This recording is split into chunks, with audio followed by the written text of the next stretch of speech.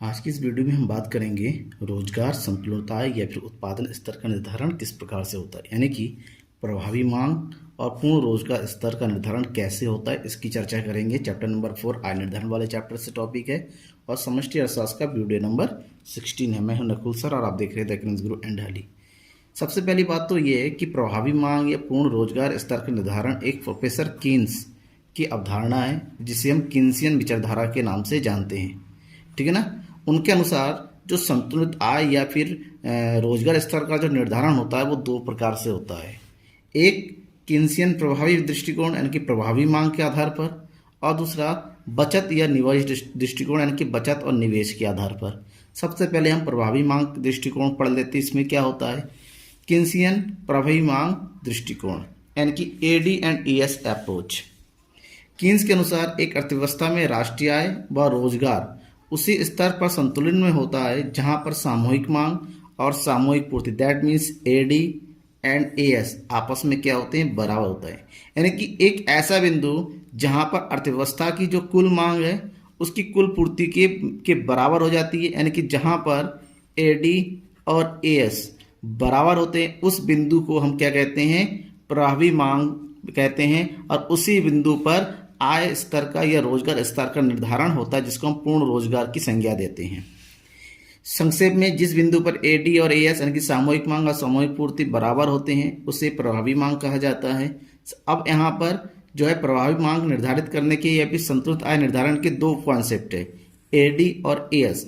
वैसे तो मैंने इन दोनों को डिटेल से इससे पहले वाले वीडियो में मैंने बताया हुआ है, आप चाहो तो वीडियो में देख सकते हैं। डिस्क्रिप्शन में वीडियो नंबर 14 में मिलेगा आपको। ठीक है। फिर भी यहाँ पर थोड़ा सा बताना जरूरी है, जब हम प्रभावी मांग को लिखने जाते हैं एग्जाम में या फिर डिस्कशन जाते हैं तब हमें सामूहिक मांग और सामूहिक पूर्ति के बारे में थोड़ा सा बताना होता है। तो सामूहिक मांग क्या है ना कि एडी एक अर्थव्यवस्था में एक वर्ष में वस्तु और सेवाओं की कुल मांग को प्रकट करती है। यानी कि एक अर्थव्यवस्था में एक वर्ष में वहां के निवासों के द्वारा जितनी वस्तु और सेवाओं की मांग की जाती है उन सबका टोटल कुल मांग यानी कि सामूहिक मांग कहलाता है। अब सामूहिक मांग हमेशा उस देश के सामूहिक यानी कि कुल व्यय के बराबर होती है। कुल व्यय में दो चीजें शामिल होती हैं, उपभोग व्यय और निवेश व्यय। उपभोग व्यय को सी से और निवेश व्यय को आई से, और सामूहिक मांग को हम एडी से रिप्रेजेंट करते हैं। That means AD equal to C plus I. ठीक है ना। यानी कि सी और आई को हम टोटल करते हैं तब वो उस देश के सामूहिक मांग के बराबर होता है। सामूहिक मांग के बाद हमें पढ़ना है अब सामूहिक पूर्ति के कॉन्सेप्ट को। सामूहिक पूर्ति किसी अर्थव्यवस्था में वस्तु और सेवाओं की कुल उत्पादन को प्रदर्शित करती है। ये दूसरे अर्थ में कहें कि एक अर्थव्यवस्था में एक घरेलू क्षेत्र में जितने भी लोग निवास करते हैं उनके द्वारा उत्पादों के द्वारा जितने भी वस्तु और सेवा का उत्पादन किया जाता है उन सबका बाजार मूल्य, ठीक है ना, सामूहिक पूर्ति के बराबर होता है। ऐसे में किसी भी देश का सामूहिक पूर्ति उस देश की राष्ट्रीय उत्पाद और राष्ट्रीय आय के बराबर होता है। That means AS equal to Y.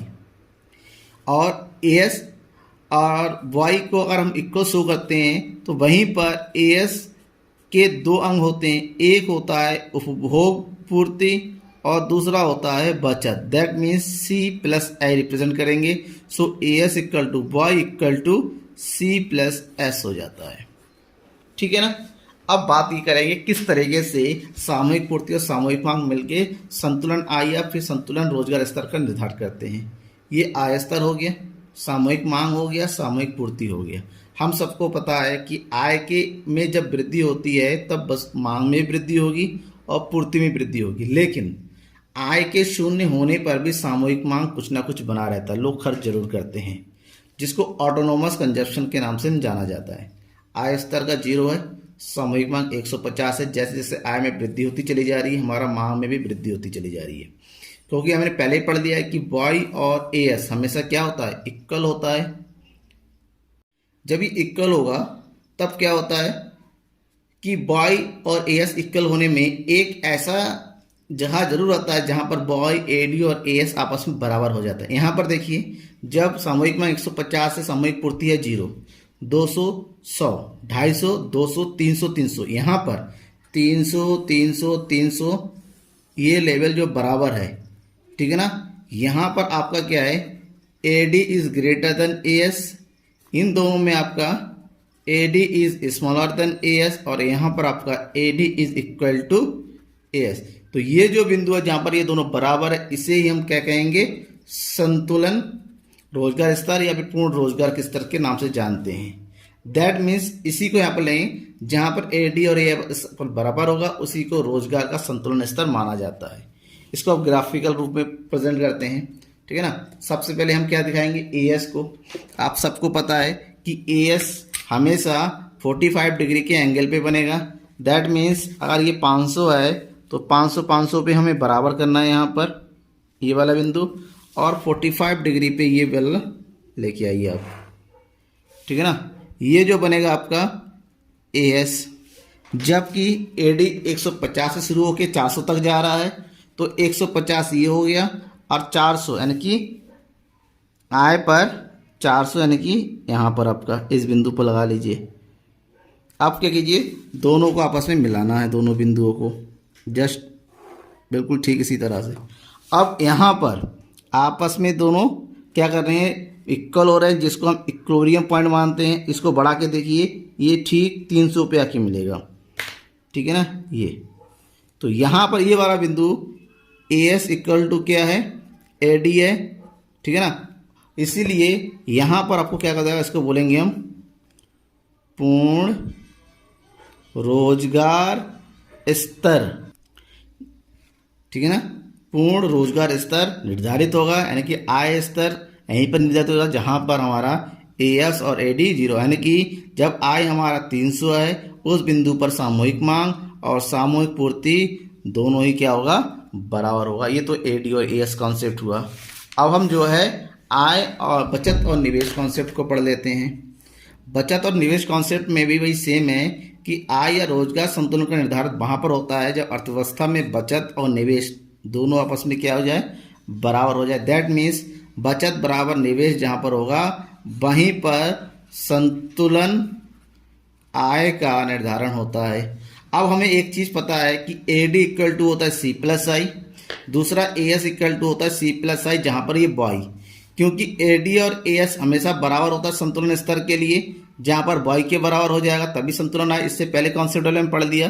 That means A D equal to C plus I और A S equal to C plus I, और दोनों आपस में बराबर हुआ तो सी कंजप्शन कट के बचेगा क्या, आई और एस। अगर ए डी और ए एस आपस में बराबर हुआ तो उस अर्थव्यवस्था का निवेश और बचत भी बराबर होगा। कैसे, उदाहरण के साथ समझिए। आय 0 से शुरू होकर 600 तक उपभोग हो रहा है, आय में से उपभोग घटाएंगे तब बचत होगा, और बचत का एक भाग हमेशा निवेश, और निवेश क्योंकि हमेशा फिक्स रहता है अर्थव्यवस्था में। तो अब देखिए यहाँ पर -100, जैसे जैसे हमारी आय बढ़ती चली जा रही है, उपभोग भी बढ़ रहा है, लेकिन बचत भी बढ़ता चला जा रहा है। एक ऐसा लेवल होता है जहाँ पर बचत और निवेश आपस में क्या है, बराबर होता है यहाँ पर, ठीक है ना, एस इक्वल टू आई।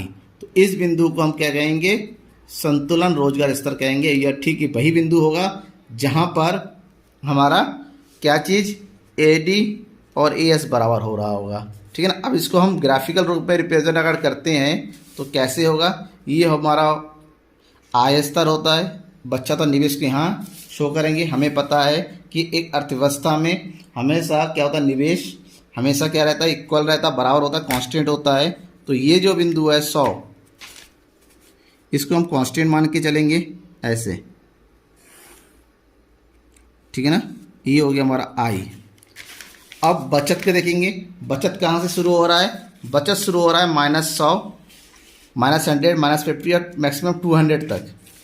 तो ये हो गया -100 फर्स्ट बिंदु, और दूसरा होता है मैक्सिमम 200 तक, यानी कि आय स्तर के 600 होने पर बचत कितना हो रहा है, 200 यहाँ पर। अब दोनों बिंदु को आपस में मिलाइए, बिल्कुल ठीक इस तरह से। अब जहाँ पर ये आपस में मिलेगा, कौन सा वाला बिंदु है, ये वाला बिंदु, इस बिंदु को हम इक्विलिब्रियम पॉइंट कहेंगे। क्यों, क्योंकि यहाँ पर हमारा एस इक्वल टू क्या है, आई है, और यही हमारा क्या हो गया, पूर्ण रोजगार होता है, ठीक है ना।